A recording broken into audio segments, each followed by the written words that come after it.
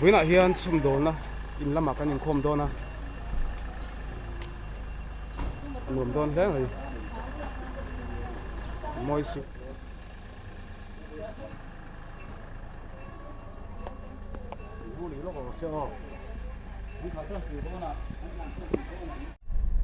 bảo xin nó khá là tục lồn sao buổi chiều này em nó tệ hay hay là nó bảo tục về xí lòng là đuôi nó xí à đuôi khơi làm bằng nghe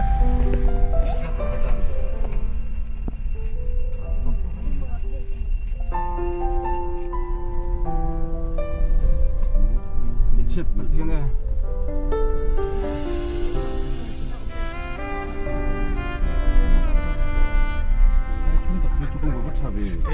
thật ta hết mày à cái đêm chỉ có trong cái đêm nhiều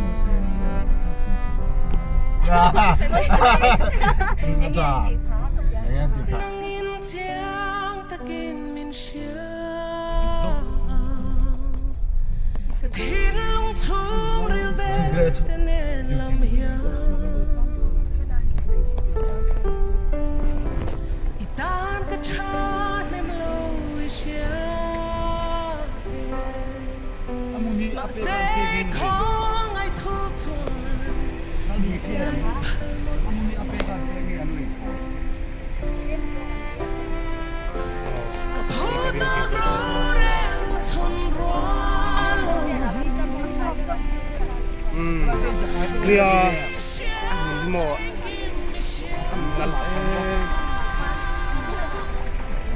apa ini nak kita yang tinggi saya tu loh ini pos solam pemmi deh tahu ni kan ni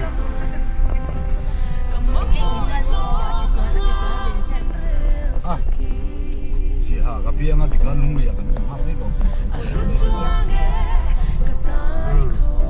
tapi yang lain betul ni ne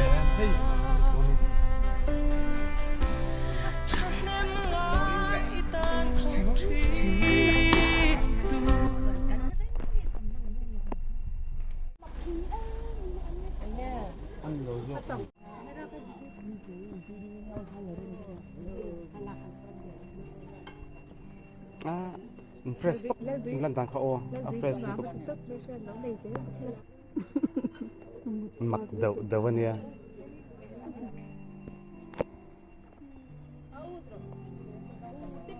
mình mang lại hết tu mà ăn hiền thì là về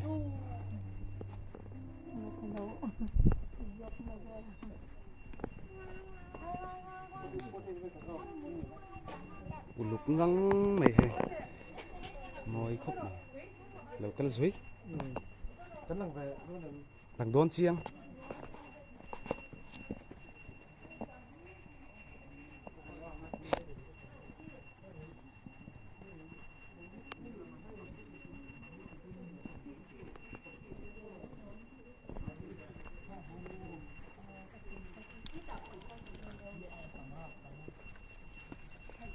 lâu sát trước thôi rồi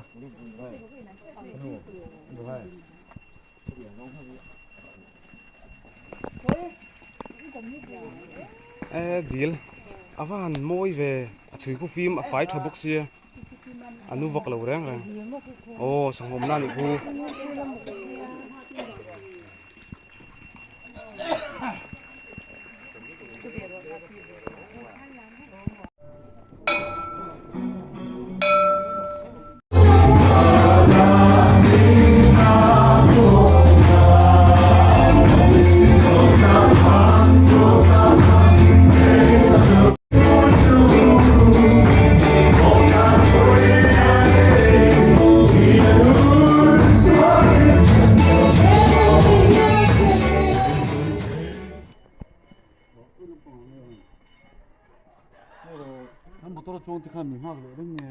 cô rút tên la em nó học về long mình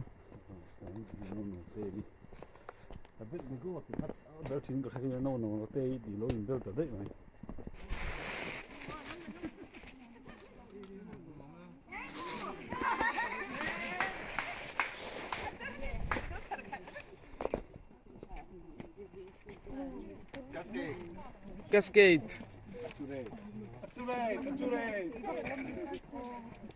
Ele é muito da sarsi. Coi, olha, tem razão,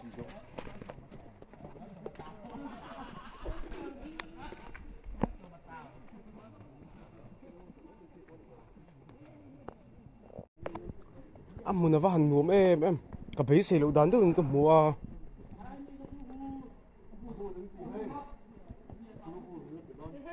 sarula tu ya sero bu sarula tu ya sero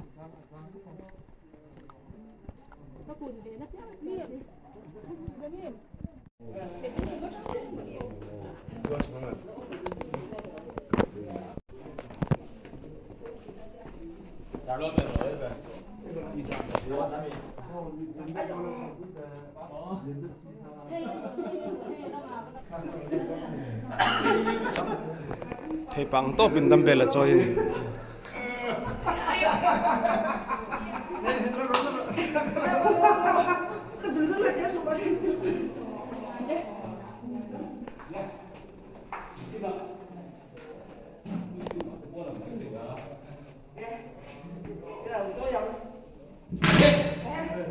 no 2 3 oh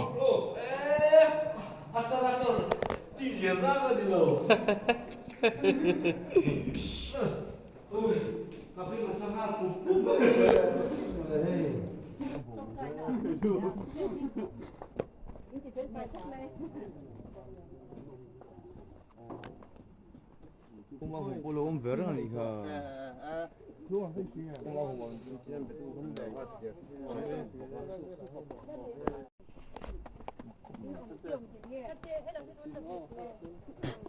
lắc cả lấu là sao băng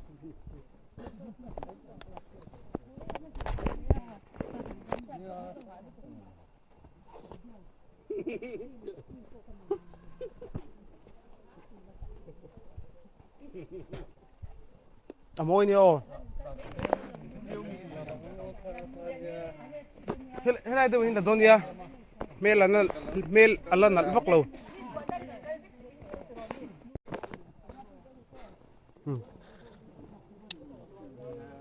thì khuro mình khuro lại khuro tuyển vào hành này cha em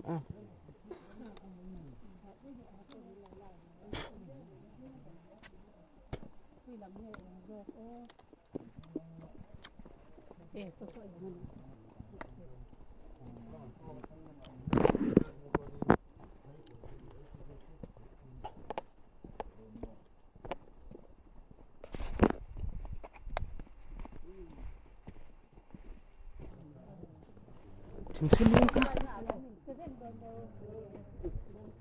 nhưng lại mi tắc anh thỉnh xin mi hi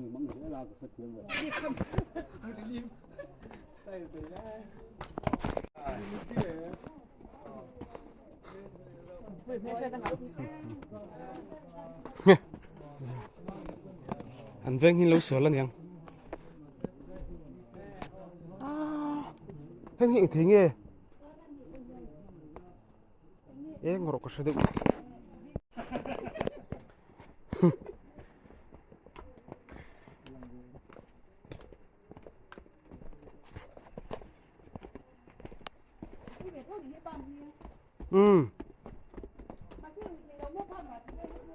có số đầu lên anh nghe này ô tum thần các bạn tụi các phần nắm tắc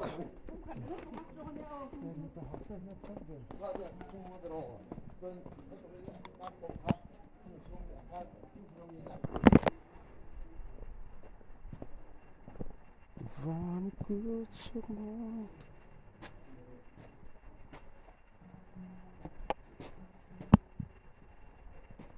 sisipui tinggal sai nữa nụ con mình tôi tập tết để sai xuống để biết lên mình cái chú của hello dolphin nên là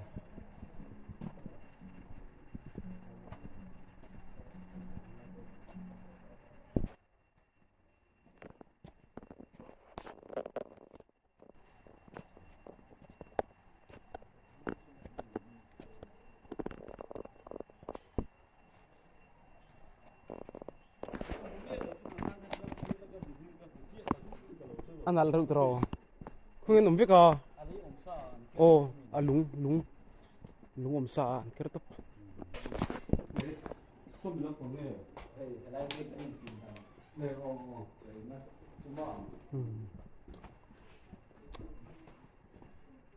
Kusi.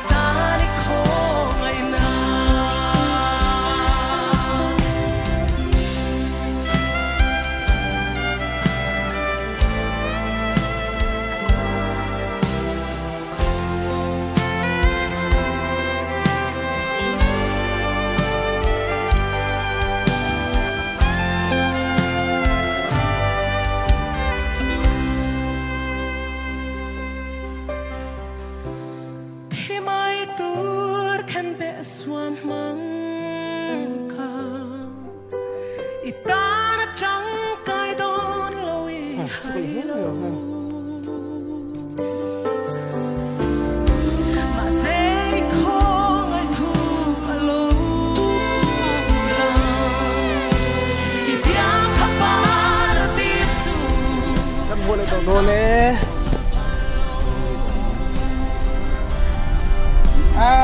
Mau izin tu.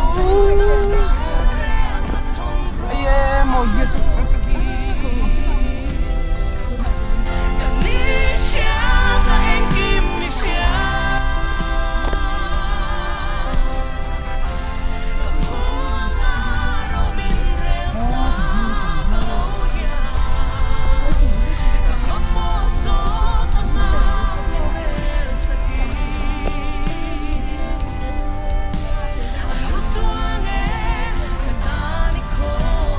Hai đâu rồi.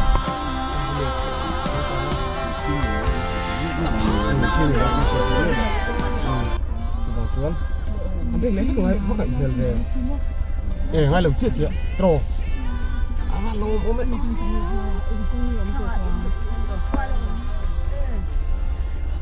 Sao muốn giúp lẽ hâm tao sao?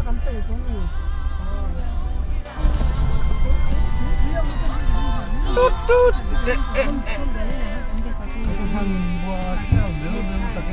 Tao xuân về ta xe, yummy.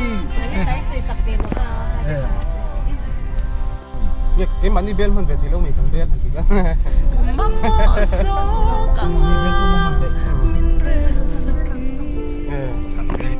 Yo, cần bên.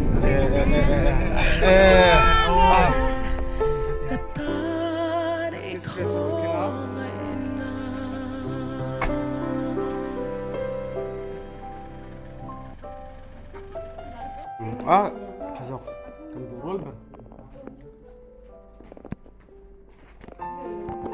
في الام ماني في الام ميني دهن بوسي توي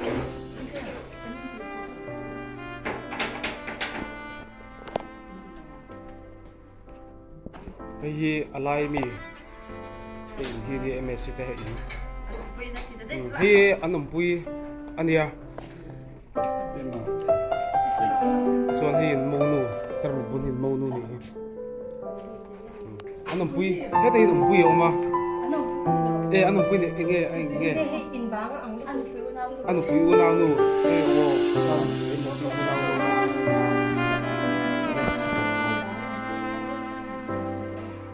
mi si di phong lốc này in pa hi khoi nge om chẳng là ngạ lông gì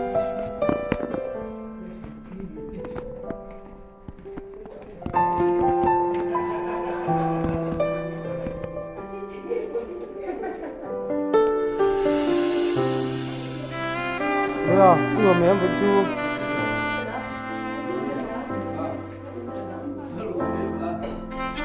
để ba lần không xịa xong rồi lên là chụp ảnh của mà